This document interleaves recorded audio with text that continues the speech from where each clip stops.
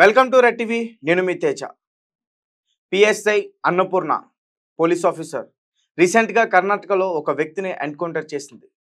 ఈ న్యూస్ గురించి చెప్పే ముందు ఆమెకు ఒక విజిల్ వేసుకుందాం.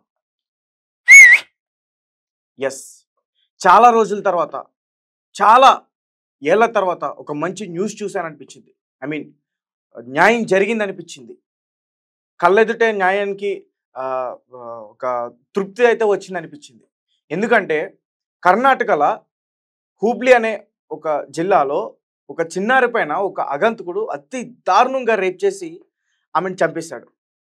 సో ఈ విషయం కాస్త చాలా వైరల్ అయింది. చాలా రోజుల నుంచి కూడా అతన్ని పట్టుకునే ప్రయత్నం చేశారు. 2 డేస్ నుంచి కూడా అతన్ని పట్టుకునే ప్రయత్నం చేశారు. కానీ ఎక్కడా కూడా తన ఆచూకీ లభించలేదు.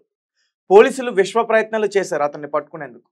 అయితే ఈ చిన్నారి యొక్క తండ్రి ఒక పెయింటర్, చిన్న కూలీ పని చేసుకుంటూ కూడా అతని జీవితాన్ని సాగిస్తున్నాడు.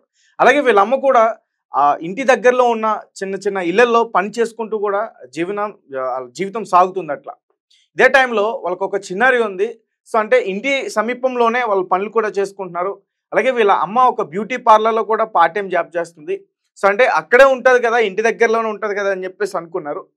ఆడుకుంటుంది కదా అని చెప్పేసి అనుకుంటున్నారు. అదే టైంలో ఎవడైతే ఇప్పుడు ఎన్కౌంటర్ అయిపోయాడో వాడు ఆ అమ్మాయిని తీసుకెళ్ళాడు.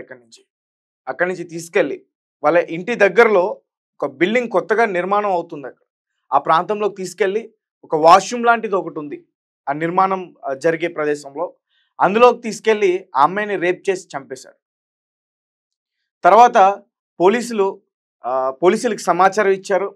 అలాగే వీళ్ళ పేరెంట్స్ పోలీసులు రాకముందు వీళ్ళు కూడా అసలు అమ్మాయి ఏమైపోయింది, ఎక్కడికి వెళ్ళింది, ఇక్కడెక్కడ ఆడుకుంటున్న అమ్మాయి సడన్గా ఎలా మిస్ అయిపోయిందంటూ కూడా, ఎప్పుడైతే మిస్ అయిపోయిందో ఆ రోజు వాళ్ళు కూడా వెతికే ప్రయత్నం చేశారు. తిరగని చోటు అంటూ లేదు. పక్క ఊరిలో కూడా వెతికారు. అలాగే వాళ్లకు తోడుగా ఆ చుట్టుపక్కల ఉన్న వాళ్ళు కూడా సహాయం చేయడానికి ముందుకు వచ్చారు. వాళ్ళు కూడా వెతికే ప్రయత్నం చేశారు. అలా వెతికే ప్రయత్నం చేస్తుండగానే ఈ నిర్మాణం జరుగుతున్న ఆ బిల్డింగ్ దగ్గర అమ్మాయి యొక్క మృతదేహం అయితే కనిపించింది. అప్పటికే అమ్మాయి చనిపోయింది. అయినా కానీ పోలీసుల సాయంతో ఆమెను ఆసుపత్రికి తీసుకెళ్లే ప్రయత్నం చేశారు. కానీ తీసుకెళ్లక ముందే చనిపోయిందంటూ కూడా డాక్టర్లు నిర్ధారించారు. అయితే పిఎస్ఐ అన్నపూర్ణ, సో ఇప్పుడు ఈమె గురించే చెప్పుకోవాలి.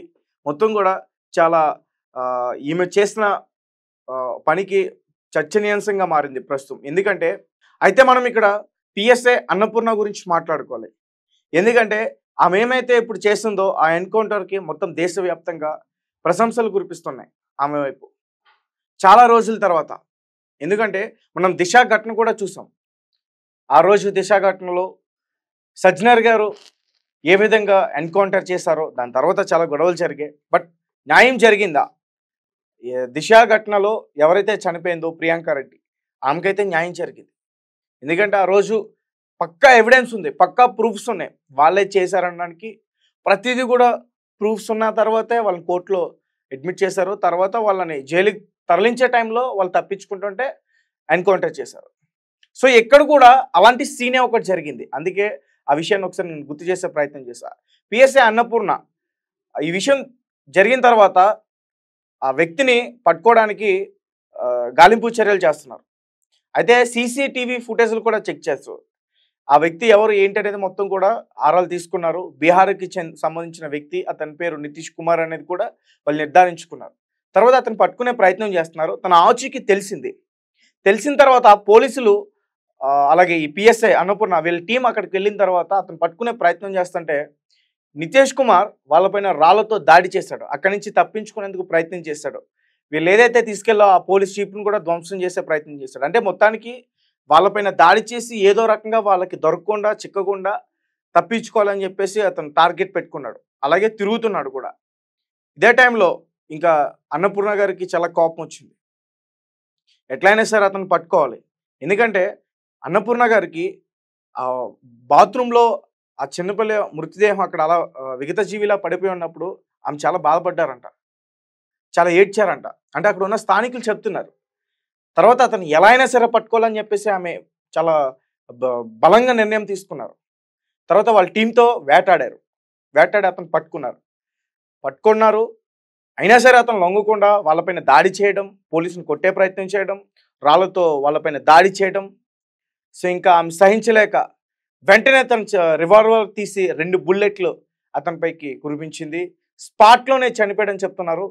అయినా హాస్పిటల్ తీసుకెళ్ళి ట్రీట్మెంట్ అందించే ప్రయత్నం చేసినా ఫలితం లేదు. అప్పటికే చనిపోయారంటూ కూడా డాక్టర్లు చెప్పేశారంట. రైట్, దీని గురించి అంటే సెన్సేషనల్ న్యూస్ అనే చెప్పుకోవాలి. ఎందుకంటే ఒక చిన్నారి పైన ఇలా అత్యాచారం చేస్తుంటే వాళ్ళకి సరైనటువంటి న్యాయం దొరకట్లేదు.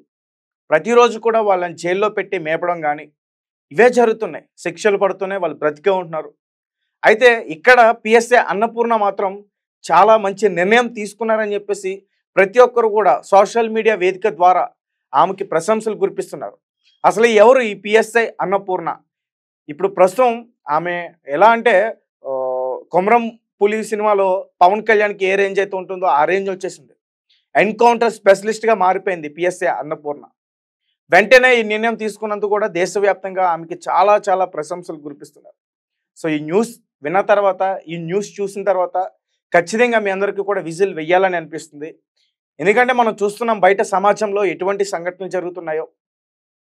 వృద్ధురాలపైన, మహిళలపైన, చిన్నారులపైన ఇలాంటి ఆగంతకులు దాడి చేసి, రేప్ చేసి, కాల్చి చంపేయటం, పెట్రోల్ పోసి చంపేయటం, వాళ్ళ శవాల్ని దొరకకుండా ముక్కలు ముక్కలుగా చేసి పడేయటం, ఇటువంటి కథలన్నీ కూడా మనం చాలా వింటున్నాం.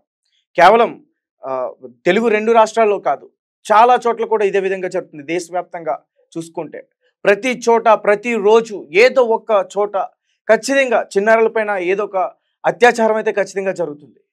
అయితే మరి వీళ్ళని ఎందుకు ఆపలేకపోతున్నాం? వీళ్ళని ఎందుకు అరికట్టలేకపోతున్నాం?